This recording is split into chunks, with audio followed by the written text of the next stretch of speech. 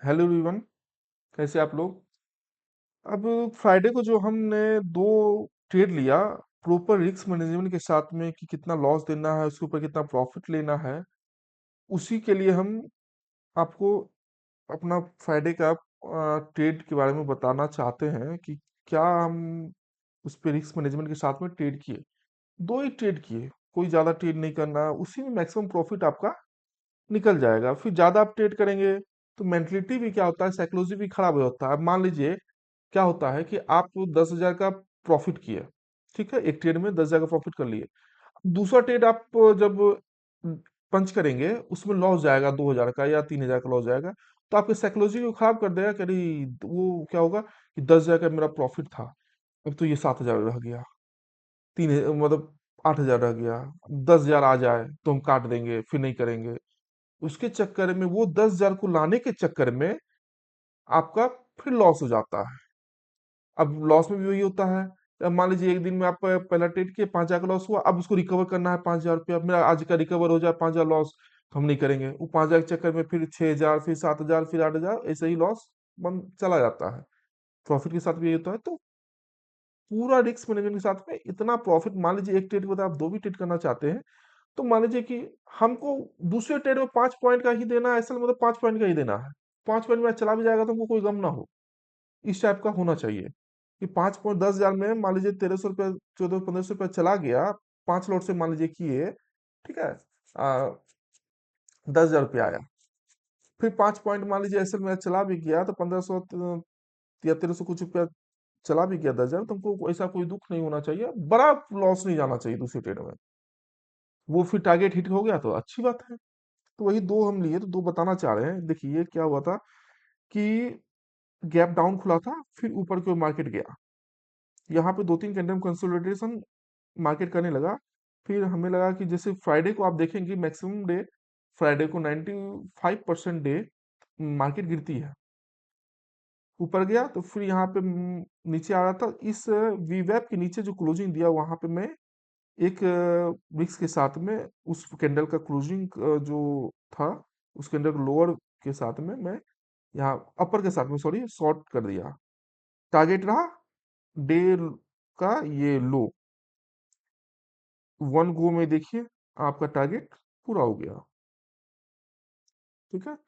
दूसरा हमने जो ट्रेड लिए, दूसरा जो ट्रेड हुआ, इतना देर के बाद में सोचिए, ऊपर नीचे करने के बाद, अब ये हुआ कि यहाँ पे आपका इस जगह पे मैं बताना चाह रहा हूँ, यहाँ पे देखिए आपका मार्केट हाई को तोड़, ये लोअर लो फॉर्मेशन में जा रहा था, अब लोअर हाई फॉर्मेशन हो गया, ऊपर गया, फिर नीचे आया मार्केट। अब यहाँ जो मार्केट निकला, वीवैप के ऊपर के क्लोजिंग के साथ में ग्रीन कैंडल को मैं चाह रहा था, ग्रीन कैंडल वीवैप के क्लोजिंग के ऊपर जो ग्रीन कैंडल थे उसके ऊपर कोई ग्रीन कैंडल निकले तो हम लेंगे, वो पूरा श्योरिटी हो जाता है।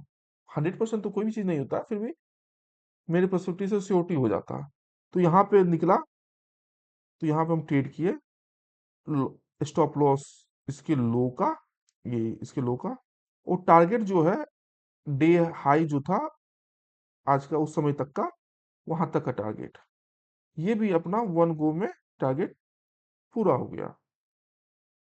अब मान लीजिए कि हम इसमें 10,000 रुपया अर्न किए, इसमें हम 1,500 रुपया दे ही देते, अब इसमें टारगेट होता या तो लॉस, या तो आपका लॉस, एक सेकंड, लॉस 1,500 मान लीजिए 1,500 होता, या तो लॉस 1,500, अब ठीक है, प्रॉफिट 10,000 रहता, ठीक है।